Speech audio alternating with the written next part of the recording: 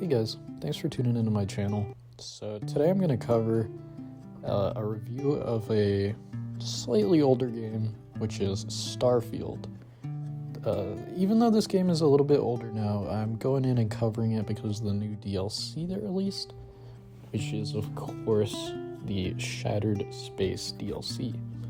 Shattered Space released just recently, and I was taking the time to go through and replay that game so that I could give the DLC review something to compare to.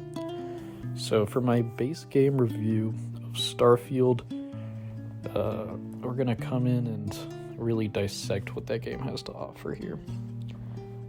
Due to the game being an open world RPG, my review system's going to be a little different than if I was to review something like a FPS game or an RTS game, something like that. So I mainly just broke it down into a couple categories that I thought were really important for an RPG game. The first one's going to be graphics. That's important for any game. People love to look at something pretty, and that doesn't necessarily mean just the highest fidelity. I'm also taking into account the things like animation, the style of the game, so even if it was a lower resolution or you could say less realistic game, if it's stylized well, it doesn't really matter. It could still be a high rating on the graphical front.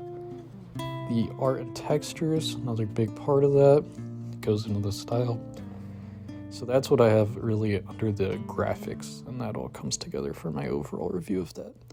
Then I have the story, which I broke down into the plot of the story, the characters of the story, and the dialogue or writing of the game. Alright, and then next I have the gameplay itself, fundamental to every game.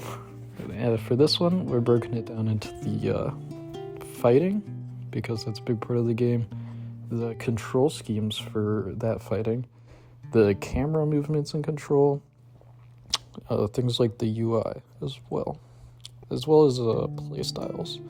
Very important. Other more arbitrary and abstract things are going to be things like my overall fun rating. This is completely dependent on me, though.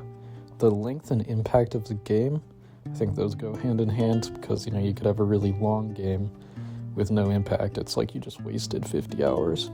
Or you could have a really short game with amazing impact. You remember it forever.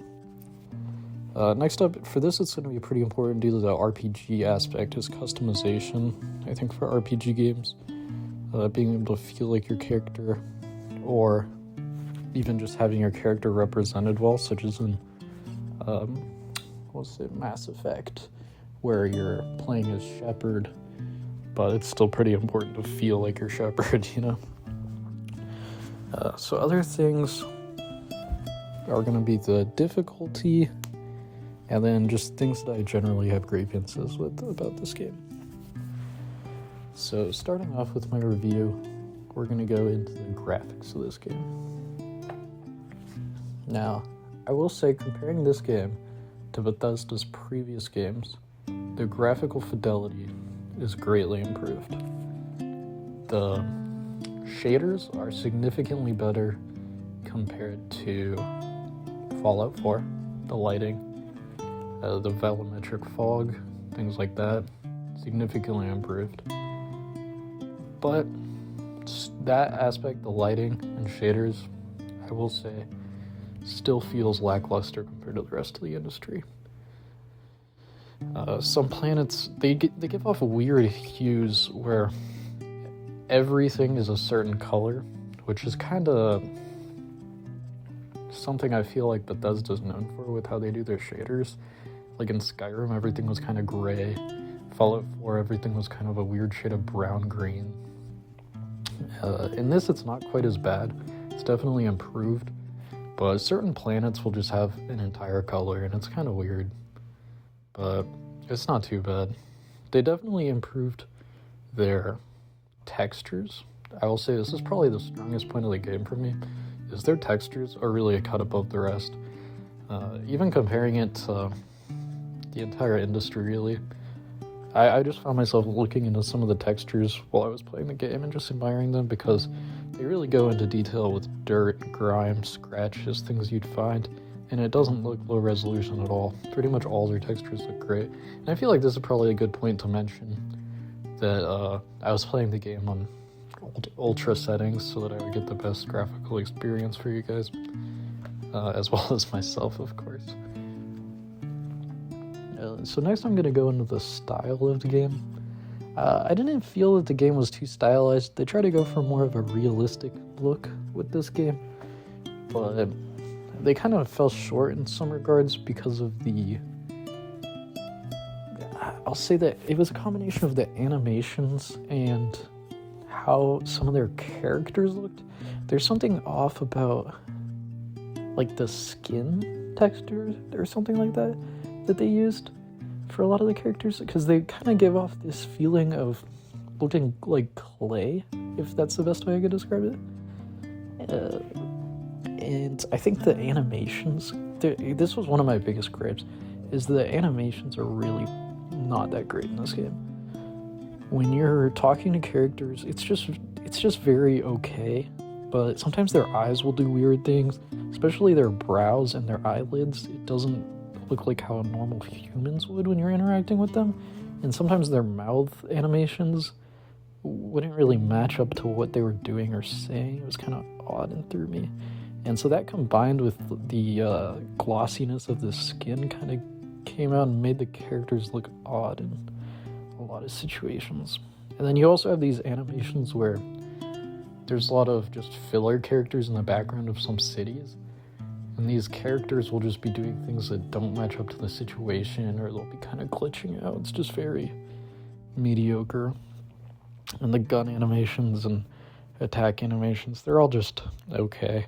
The running animations for your character and the other character-specific animations are actually quite good. But overall, I just give it a below-average rating for a game that came out in the mid-2020s. So, that's whatever. Style's okay, art and textures are great. Alright, moving on. Next we have the overall story of the game. For a game as large as Starfield or Skyrim or Fallout 4, it's pretty hard to really cover everything comprehensively, so I'm not going to try to do that. I'm just going to go over a few of the main plots and how I feel overall. So, the overall writing of this game is okay. I found that a lot of the good story elements were locked away behind computer screens. So you'll be running around through a space station and you'll find a computer. As in, you log into that computer, wait a couple seconds, click on a little icon, you read it. It's a couple paragraphs long, and it will have some really interesting plot about some failed lab experiment where something escaped and killed all the people, or whatever it might be. There's a ton of examples in this game, and some of those plots are really interesting and connect to the scenery. But that's kind of locked behind, reading. It's not explicitly shown in any of the quests, and so you kind of have this disconnect between the gameplay and the story in a lot of those aspects. It's just very whatever. I don't love that. As in, the actual quests themselves, I don't really find any of them that intriguing in this game, honestly. None of the characters really stood out to me. They're all just pretty mediocre. I'll say Sam Coe's story was probably the most interesting to me, and then maybe Stroud's. Just his dynamic with his wife kind of stood out to me, because they're a pretty interesting couple. But a lot of these characters are just kind of throwaway, and then you have certain characters that are extremely annoying as followers. I mean, they'll just constantly be nagging you. It's ridiculous. So it makes me just not even want to play with them as followers on. Sometimes I'll just have them on because, in these games they're good as meat shields. But when they're constantly annoying you, I just try to turn them off. It's ridiculous. So that really bothered me. And none of these characters really stood off the page for me. A lot of them are just kind of throwaway background. You might remember snippets here and there, but none of them really grasp at your heart. So that's kind of a moot point for this game. The overall plot for the main storyline is... I think they missed the mark with this one, because the whole main plot is mainly about exploration and discovering certain ancient artifacts. But I feel like the way that they went about this was completely wrong. And there's a couple reasons for that. One of the things that I think really impacts why the plot felt so weird is because you have this game that's all about exploration, which is one of Bethesda's strongest points in their previous games, right? Exploring a giant open world, running around, finding things. So they really try to hone in on that and make a game about exploration. But then what you have is a game where you load into your world, you go to your space station, you enter a cutscene to get into your spaceship. You get in your spaceship, you take off, you enter another cutscene to take off. You get to space, you pick a planet you want to go to, you enter another cutscene to get there. You go to the planet, then you enter a cutscene to land. You enter a cutscene to get off your ship. You've entered like 7 cutscenes just to move from one planet to another. So there's really no exploration. It's just you go from here to point A to point B, and you enter like 7 cutscenes to do so. It's extraordinarily boring as far as the exploration goes.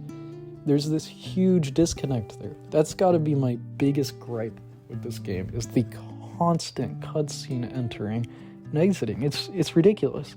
So what ends up happening is they let you use this UI focus tool where you can teleport directly into your ship from anywhere on the map, as long as you're like not in combat or whatever. So you do that, and then once you're in your ship, you open your map, click on the location you want to go, and then you teleport there. It's just... And then it skips like 6 of those cutscenes, which of course you're going to do every time, because who wants to go through like 8 cutscenes? It's nobody wants to do that. So what happens is, instead of all the exploration and travel that you normally get in these Bethesda games, what you just get is a teleportation simulator from point A to point B. And that's it. There's no exploration or travel, which is the whole point of the main storyline. So from a gameplay perspective, there's this huge disconnect between the story and the actual gameplay. It's weird. It's very weird in my opinion. And the cutscenes don't even stop there. Once you get onto these planets, it's not a giant open world. It's a small little mission box. So it feels like you're playing an old 2000s game where, you select certain story missions, which is fine, but it's not what Bethesda should be doing. But anyway, so you get to these planets, and then, you enter your 6 cutscenes to get down to their planet.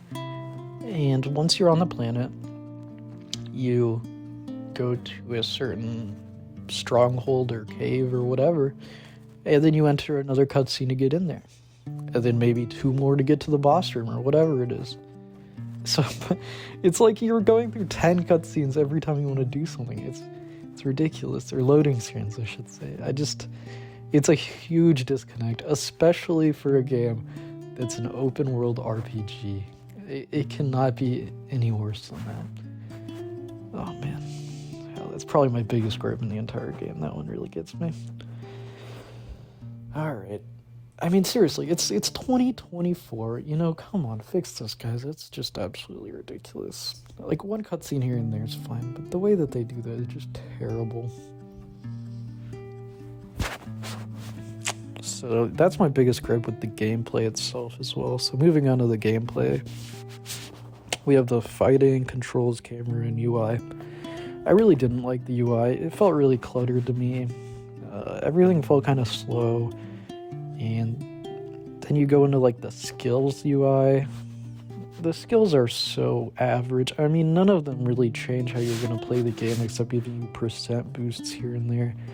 It's not really fun at all. None of the skills are like, you grab the health skill because, you need more health. You grab the gun skill because you need more damage. None of them are going to really change how you do the gameplay. You can get more persuasion or like stealth, things like that.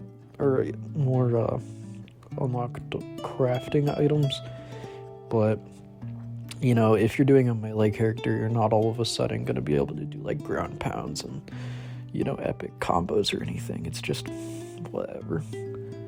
So skills are kind of lackluster for me. The UI just feels clunky and garbage, and it's kind of just distracting, especially when you're on some of those hub worlds and you just have things popping up constantly around you, all these icons. It's just, what are you doing? Alright, so then we get into the fighting. So a big part of this game is really going to be the gunplay, because really you only have a couple different playstyles, right? You're going to have your stealth playstyle, you're going to have your shooting, you know, guns, and then you're going to have melee. That's pretty much it as far as I can see. And the gunplay is definitely improved from Fallout 4. I will give them props to that. But it's very average. It's not anything stand out, you know. I didn't feel really satisfied with it, and I didn't really have any gripes with it. It's just okay. So nothing really stand out about the guns. The melee is like, it's there, but honestly, I didn't really feel any compelling reason to do it. Same thing with the stealth. The stealth is just garbage. I mean, and a big thing to that is, I think, just the movement controls. The movement's very basic, and if you're going to do a stealth type character, I mean, you're just going to be crouching around everywhere, and then it'll say hidden. I mean, that's about it. There's no cool elements to the stealth, really, except for finding hidden passages and things like that. So yeah, the movement control is very basic. They do have the like 0G movements, which I guess is a little different, but that's fine, I guess. Camera controls are good. I mean, nothing felt clunky about the camera, in my opinion. So, all that's alright. The gameplay was just average. There's nothing really fun or stand out about it. But it doesn't really detract from the game, I will say. For me, it's really the story and also the constant cutscenes and just the overall packaging of that, which is poor. Alright, so moving on from that, I'm going to get into my overall fun score of this game. Bad. I didn't enjoy this game. I thought it was just very lackluster, you know. It's a long game. There's also a lot of subplots aside from the main storyline, but they're all just mediocre. None of the characters jumped out at me. I didn't find myself really wanting to do them. So yeah, not a great game. Would not recommend it if people asked me for a game to play. If someone asked me, I want to play a big open world RPG, I would say play Cyberpunk for that futuristic setting. If someone said I want specifically space, I'd say go play oh gosh, what's the game? Oh man, space game. No Man's Sky. That's what I would say. You know? So, it just, I don't know. It just lacks on those things. But yeah, compared to like Cyberpunk or No Man's Sky, it's really falling behind. I mean, you have to consider, right? This game came out very recently. This is a 2023 game. So when you're looking at it in that perspective, the games that you're comparing it to, right, are Cyberpunk, Baldur's Gate 3, Elden Ring came out before it. So those are just some RPG games right off the bat. And I mean, No Man's Sky, came out in like 2016, I think? Yeah, 2016. So these games that you're comparing it to are way, way better. And some of them are also older. So Starfield's really it just felt really out of touch and really out of date. A lot of the things that they focused on, they really missed the mark. So yeah, not a very fun game. Impact for the storyline, not there. I honestly completely forgot this. I did a second playthrough to make this review, and like 90% of the game I forgot existed because it just does not stand out to me at all. The length of the game. It is a very long game.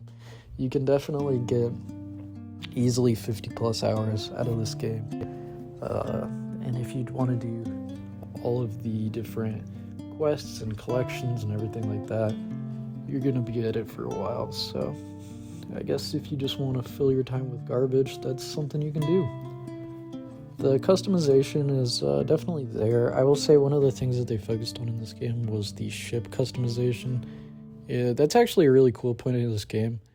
There were certain features that I wish they included for their ship customization, but the actual act of being able to make different ships and whatnot is pretty cool. So that's a plus, but they should have spent this time and money elsewhere, in my opinion. You also have the, what are they called? Settlements you can make, and you can design like little base and stuff, which is following out of the Fallout 4 style. But again, these are just like add-ons in my opinion, and not the main point of these games. So I don't really understand why they're putting in so much of their time and effort into this when they could have spent that money, getting rid of those constant garbage cutscenes. Oh my god. So yeah, there's that. But the character customization's definitely there. You have a great ability to create the character you want in the first stages of the game. You can create the ship you want with a good amount of freedom. And there's a lot of different styles of armor and whatever. A lot of different guns and stuff too, but all of them kind of feel the same to me. There's really no big difference in what guns you're choosing or anything. They're all just not standout. They're all average. Not really many different playstyles. The difficulty of the game is really easy overall. Unless you go to a place where you're significantly underleveled, you're going to be fine. And even if you do go to a significantly underleveled area, as long as you have enough medkits, you're going to be fine. You can just spam medkits like most Bethesda games. But I did find that when I was starting the DLC, there was a big jump in difficulty, which is kind of what you want to see out of these endgame story DLCs. It was integrated into the storyline pretty well, but I was just doing the main story and didn't even realize it. Got into the DLC start, and bam, it was like my level 6 character was in a level 28 zone, so that was definitely a big up in difficulty. But, once you grind some levels, it's fine. It's not really any difficult. Another thing, I had these weird texture glitches when I was loading in different models from far away where they would start glowing. And I think that had to do partly with the texture and partly with the lighting, like the shaders. So, yeah. Overall, I give this game a 5 out of 10, honestly. It is so average and mediocre. And I really would not play it again. This game, it's just a big steaming pile of RPG, So, yeah, that's about it for my review. I hope you guys find better games out there. And I'll hit you back with the review of the DLC next. So stay tuned. Thanks for listening, guys. Bye.